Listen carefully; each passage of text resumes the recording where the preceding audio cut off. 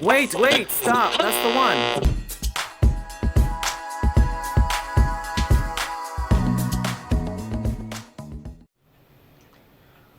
Welcome to ZEN TENN Speaks, a show where I make new friends and reconnect with old ones. A show where everyone's stories may inspire you to tell your own story.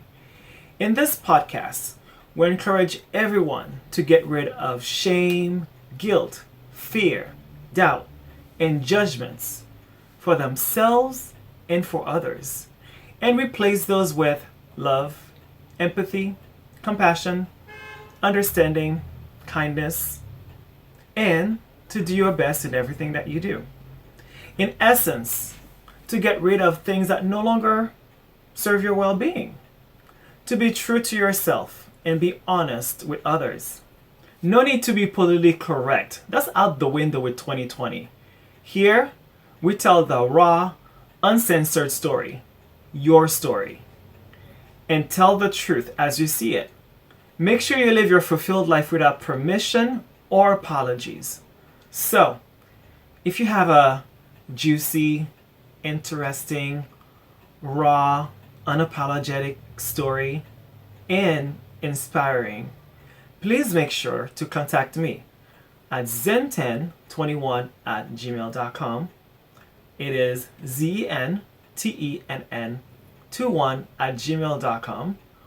Or you can find me on most social media platforms. You know it. The IG, Instagram, Twitter, Facebook, OnlyFans. I mean, not really. But yes, OnlyFans. Just kidding. Not.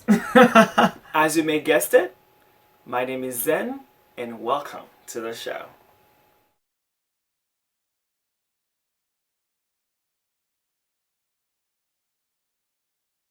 Okay, my question is, what has been your struggle as a Jehovah's Witness?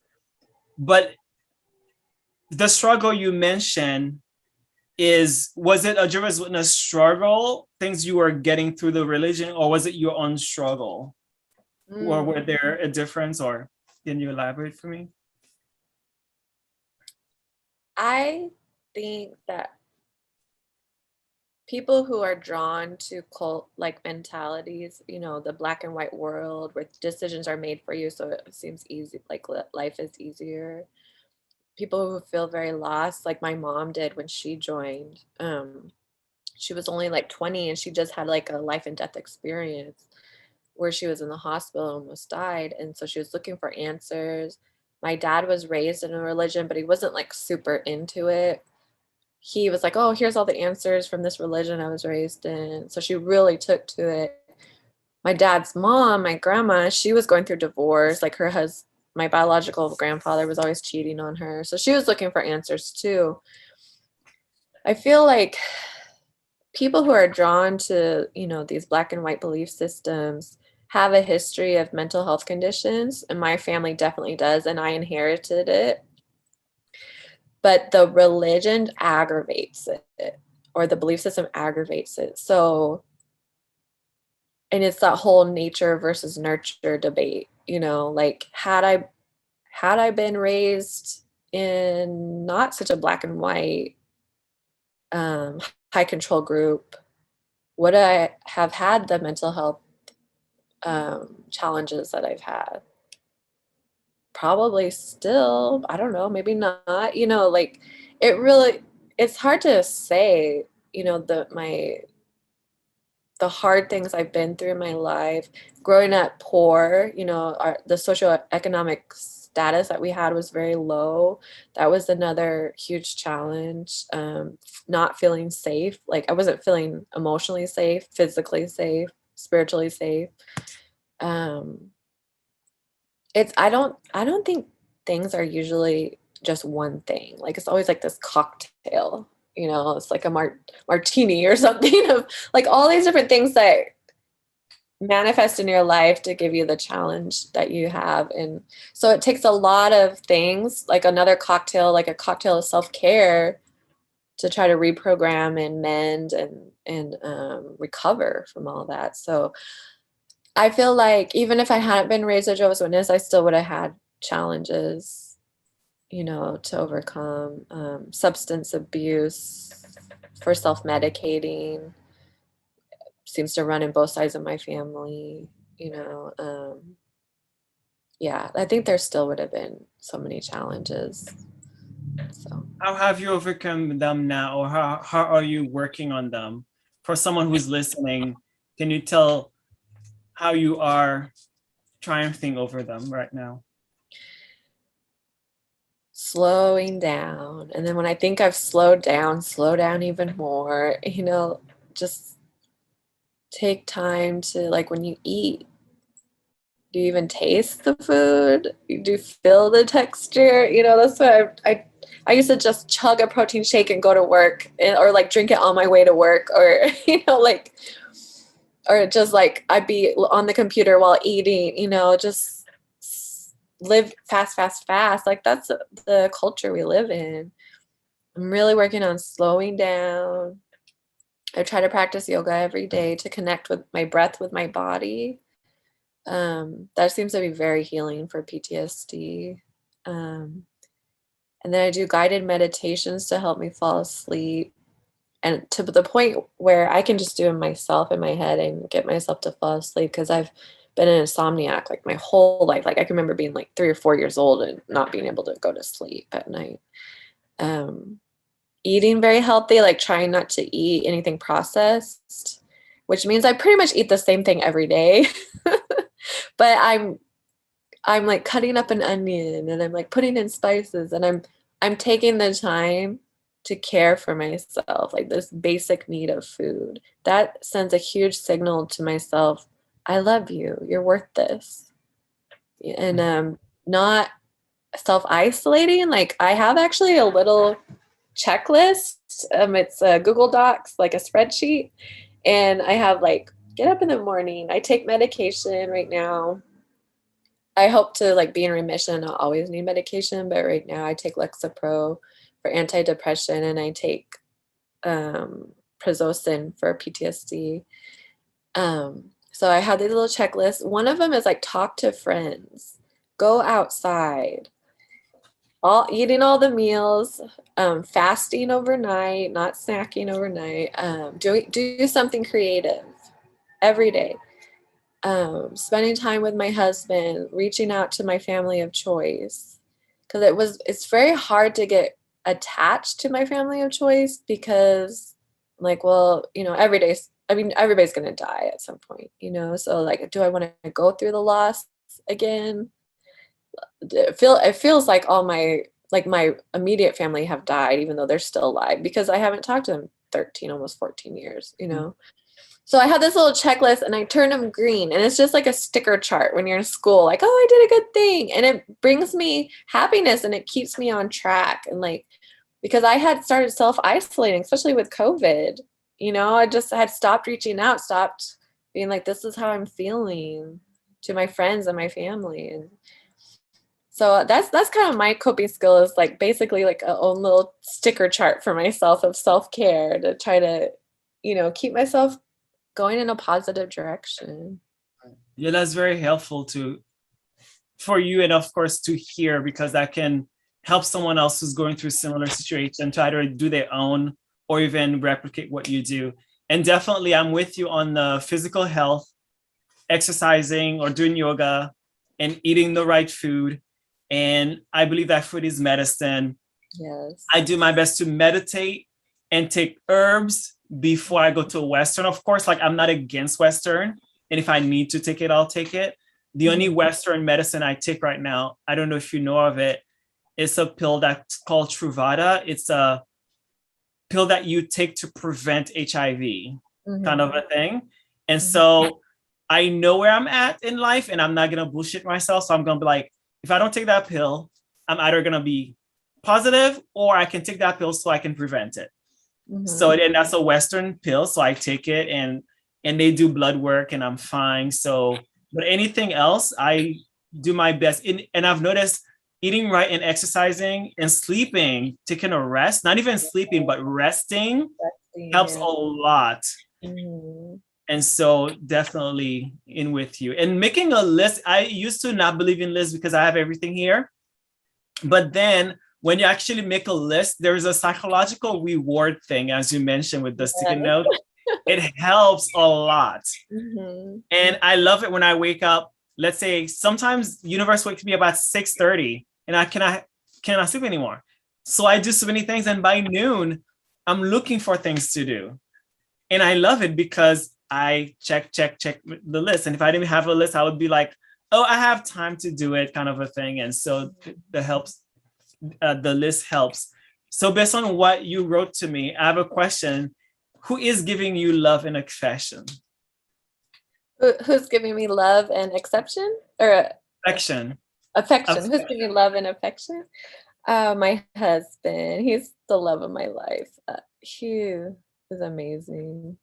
He taught me what unconditional love was. I didn't even understand what it was. We've been through a lot together. So my husband and really the gay community has been like a lifeline for me because I can identify with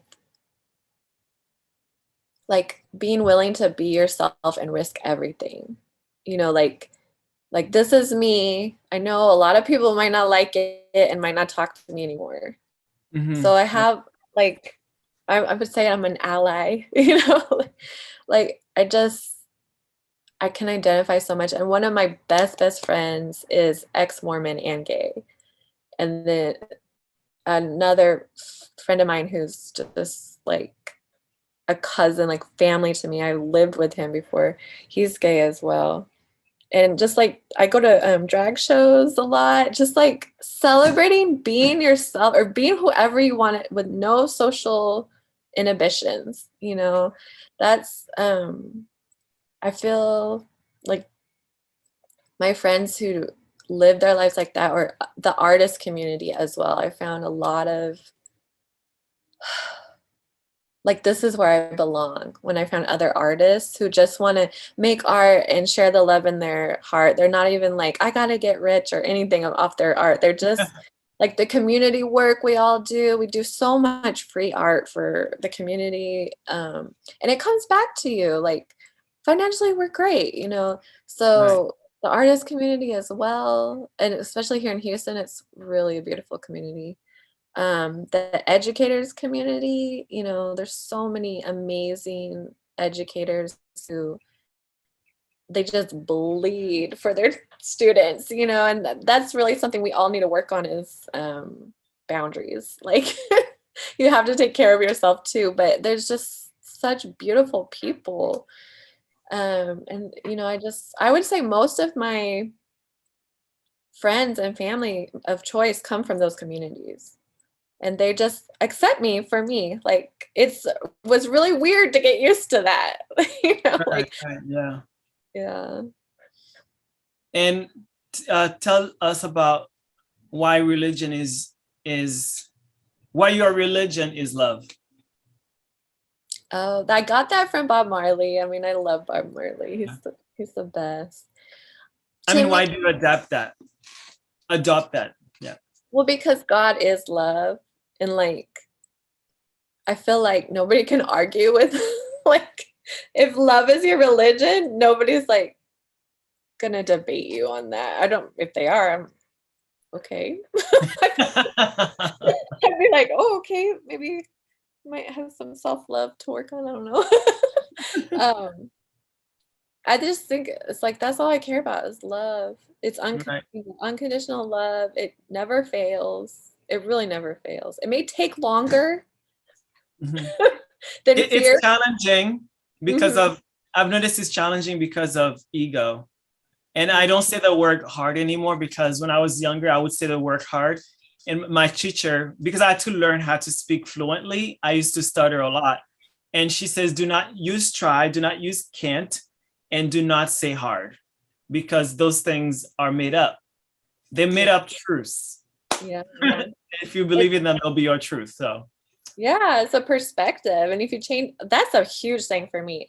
Changing the way I look at things, like there's the one of the first original yogis that brought yoga to the United States, Yogananda, he said life is like you're watching a projection on a screen. You can't see, if you have no shadows, you can't see the light. If you have no light, you can't see the shadows. And when you draw or paint, if you try to draw what you think is there, it turns out wrong. But if all you draw is light and shadow, it comes out, it looks just like real life. And I try to remember that if something is challenging or AKA hard, it's just a shadow. Mm-hmm. It's just a shadow. And when things are great, that's just a light. They're both equally important. We need both of them. Mm-hmm. Right, exactly. What words of inspiration can you tell the audience listening, that something inspirational that, of course, all your story has been inspirational, but something, some nugget that through all this kind of, what animal that makes a pearl? To all your pearl making, like what is that one pearl you like to say, hey, this is like, does that make sense? My question. Yeah, like my one go-to or something. Oh yeah. My one go-to is you better love yourself, boo-boo. That's what I always think. I want to paint a mural that says that. Like you better. Like if your intention is to be happy and healthy in all ways, you better love yourself. It's not going to work out if you don't love yourself. Like that, to me, that's where you start. Right, 100%. It's funny, as of last year, well, I think in anything there's a degree. I've always thought myself I was loving myself until I got into a narcissist relationship. Oh yeah. And it was very self-unloving of me. But then I had a friend that says, you always hard on yourself. Stop being hard on yourself. And I have to remember that. Because I have this, as I mentioned earlier, I have this perfectionist mentality, and also not the crying part and being strong all the time. So I have to remember that. And so one thing that relationship did for me, beside many things, is I've learned some traumas that came up. And it also, that's one of the reasons that I'm doing the podcast. And that's one of the reasons I started singing last year. Basically, it's like most singers that have a #1 on the chart is because someone broke their heart and stepped on it. And I'm like, oh yeah. So I'm grateful for that thing that happened. Of course, at the moment it sucked and it hurt. But sometimes, I was talking to a gentleman yesterday that the lily grows in the filth and we enjoy the lily. So without the filth, would the lily be there? Or even any flowers to smell the perfume of it. So we have to make roses out of filth, or the manure, let's say. So in our past, we cannot, of course, we can cry or lament about it to mourn it, but as any mourning season is gone, so we have to move on past that and know that the past is part of us, it shaped our present, but our present now, what we do with the present will shape the future, and then so on and so on and so on. So yeah, most certainly. Anything else you'd like to share before we end that I didn't ask? I think allowing yourself to grieve is really important. I used to feel like, oh, what's the point? But it is important because you have to release those toxins that whatever caused that grief put into your body. And you have to give yourself time to basically kind of recoup, or any feelings you have, whether you think they're negative or positive, allow yourself to have them because they're just going to build up in your body. I really suggest reading this book called The Body Keeps the Score by Dr. Vanderkolk. I probably have. Yeah. Yeah, I remember that term, definitely. Yes. Yeah. So yeah. I'll look it up again. Yeah, it's really that's a guy, because I've read 2 books, one by a woman and one by a man. And with him, does it have a religious undertone? No, it's very scientific. like Okay. how PTSD works and how your body, if you don't release feelings or deal with them, your body starts manifesting illness. Right. Yes. Yes, definitely. I read something like that. And when last year was my first time ever around this time of year, a year now, I've experienced depression. And I did have withdrawals, like it was as if I was on drugs. And of course, because it was COVID time, I was thinking I had COVID, but with all these other symptoms of COVID, it was not COVID. Yeah. And it was so intense and interesting how I never experienced depression before. And maybe because of my part of my personality, as I experienced depression, it was the most intense, crazy depression ever because it was my first time and I went hard on it. Yeah. So wow. I really feel, score. Yeah, I really feel that depression is just your body saying you need to rest. But we have so much guilt about it, then that just makes it worse. But whenever I'm feeling depressed, I'm like, oh, I just need to rest. And the depression lifts. Like that's worked for me anyway. Yeah. That's true. Yeah, I slept a lot. And then I did not meditate because I felt too tired. And that was because of the hard breaking up and heartbreak. Yeah. I've overcome it. And I think one of the things I need to definitely cry. I don't want to force it though, because when that happened, it did happen and I did not force it to stop. So I'm just gonna maybe find things to cry about, like they say.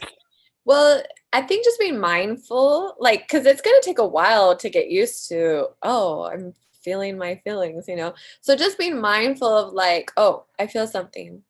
What is it? Trying to name it. Maybe write it down, you know, journal a little bit or just talk about it. You know, it takes a while to get used to. It's a whole different way of life. So It takes time. Yeah. How can someone listening to this support your art and where to find you? Oh man, I would just say you could follow me at cloudtier.designs, or my husband and I have KP and Corey Art. And then if you want to support Chalk Crawl, which is a chalk art festival that I'm producing. But really just buy local art. Buy art. If you want to buy art, don't go to Bed Bath & Beyond. Buy art from somebody you know, somebody that you have a connection with. Go to little art markets, you know, like don't just support me, support all local artists and make a connection with the artist. It's a really beautiful thing. I agree, definitely agree. I do whenever I go around town, if I cannot buy anything, I at least go on their Instagram, like all their photos, and I follow them, of course. And then I make a screenshot, I put them on my story, or I can post it on Facebook. It's free, people. Yeah. It's like you didn't have to spend money on it, but you know what? Even if you didn't spend, let's say if it costs like $15 to buy something, you putting it on your wall may get 100 people for that $15. Yeah. So doing that little effort, at least for me, it's not that much effort, but I know people are on their phones all the time. So presumably it's not so much effort. So definitely support your local artists. Make a comment of like, oh, I love this because. Let an artist know why you like their art. That is so motivating. Like that's worth so much. Like I love this because, and name why this piece of art moved you, even if you don't buy it. You know, it means a lot. It keeps us going. Definitely. Thank you so much for sharing your story with us today. I appreciate that, Corey. This has been such a joy. Yeah, definitely. Isn't it like awesome how we're still like hanging out as we knew each other? Yeah.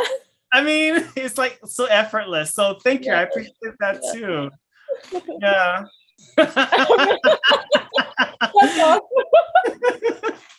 All right. So I'll see you next time. Bye.